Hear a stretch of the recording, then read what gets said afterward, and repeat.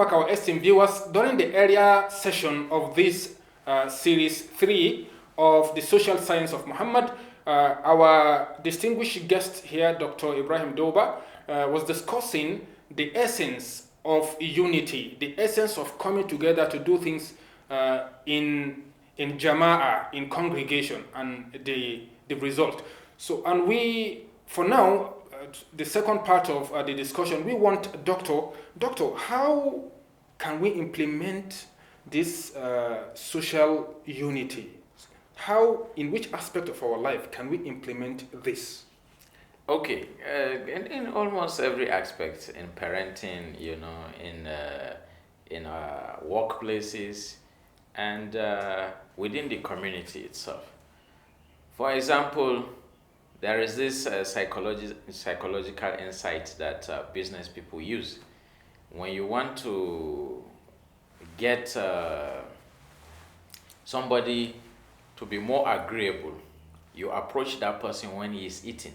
Wow, you understand? That's beautiful. Usually when people eat, they are happy, Exactly. especially when the food is delicious. Yeah, exactly. So because of this, the business community, they arrange lunch meetings or dinner meetings.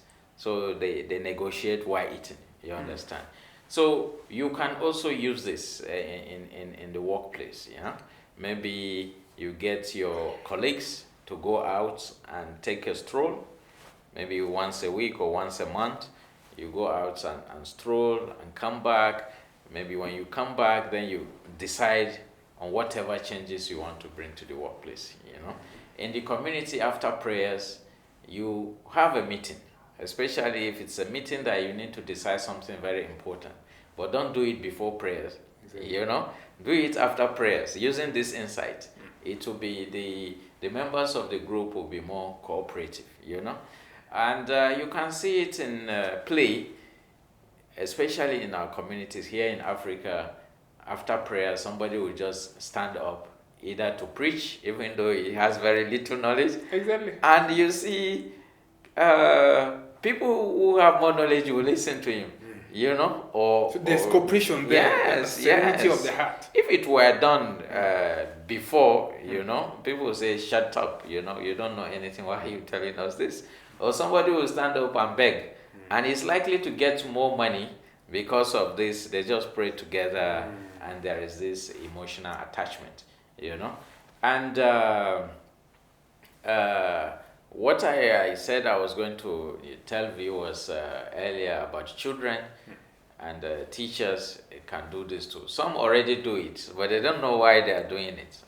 And in my family, if I have two children, a boy and a girl, they fight all the time, So they said if you have a child, you're a parent. If you have more than one child, you're a referee, Wow. So in my family, I'm a referee.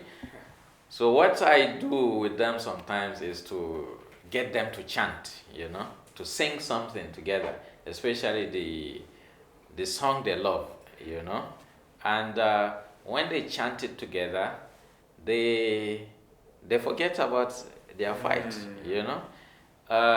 Sometimes when we were in school, especially in primary school, when we are rowdy in the class and noisy, the teacher will come and say, "Everybody stand," and we stand.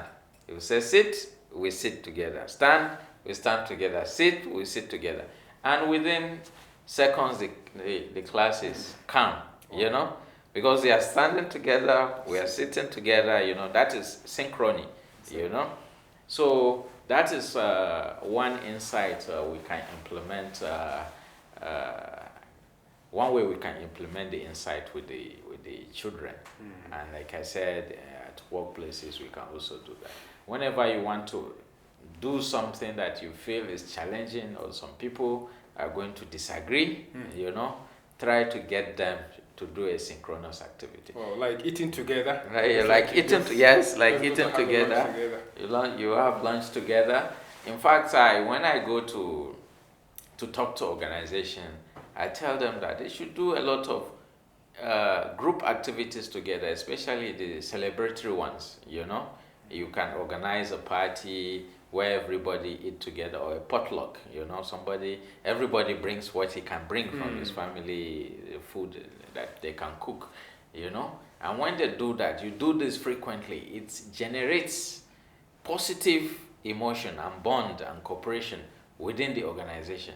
You do it more regularly, it stays for a long time, so this is the insights and how to implement it in our lives. MashaAllah. Doctor, you mentioned something very significant, just like you've explained how we can implement it in our organization, how we can implement it in our family setup. But you mentioned one significant point, that is the implementation of this synchrony, of this synergy within Muslim community. And in your book, you mentioned it there that why praying in mosque together unites the ummah. So now the question is, what significant effect does Muslim praying together have on the unity of the ummah? Like I said before, in Islam, first we are asked to pray in groups, and if you can, that group should be in the mosque. Exactly. Which is accessible to everybody. During the time of the Prophet, everything is in the mosque, the headquarters. Exactly. That is the meeting place. That is the worship place. Some people sleep there. It's like the headquarters, multi-purpose HQ. Exactly. And there were not many mosques the way we do now. We have masajid everywhere now. So if we are going to implement this, first we ensure that we go to the mosque, that we ensure unity, and maybe reduce the prevalence of mosques everywhere. Everybody who has money now builds a mosque for Allah within the house, when you can go to the community and pray together, And if we do this, where daily the people in an area, they pray 5 times together, or at a workplace they pray 5 times together, they tend to relate more. Yes, it increase their bond. Yes, the bond of like in our estate now, if somebody is not in town or has traveled, you will know. Exactly. You give him a regular almost customer. Yes. Malam, where are you? We have not seen you for a couple of days. He said, no, sorry, I traveled. And the fact that you are checking up on him shows that you are concerned, and that increases love between you.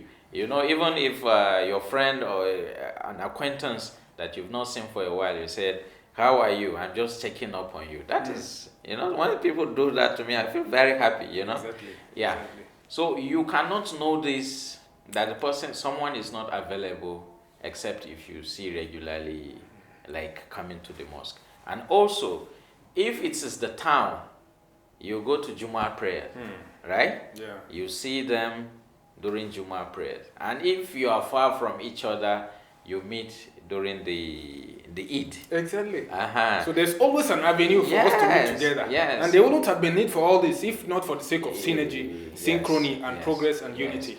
What my research is trying to show, and which is also included in this book, wherever Allah says something is good for us in the hereafter, it's also good for us in this world. MashaAllah. Yeah. Like we just discussed about synchrony now, how it helps us in this world. But if we do it also, we get reward in the hereafter. Exactly. You just remind me of one of the hadith of our Rasul Sallallahu Alaihi Wasallam when he says in the hereafter, we will be having a marketplace where all of us will come together. It's not as if we are coming to buy and sell, because everybody has enough. You don't, just to come for the sake of that same unity, where all Muslims who will be in Jannah will come together, remembering themselves. Wow, I saw you, I used to meet you so place and place in this world, and we're happy together just for the sake of that unity. Could we also infer from this your statement that is an example of how unity will take one, will affect one not only in this world but also in hereafter? Yes. Actually, I didn't even know this before, except until now. One. Yeah. So I think because it's when people come together and they talk, they enjoy themselves.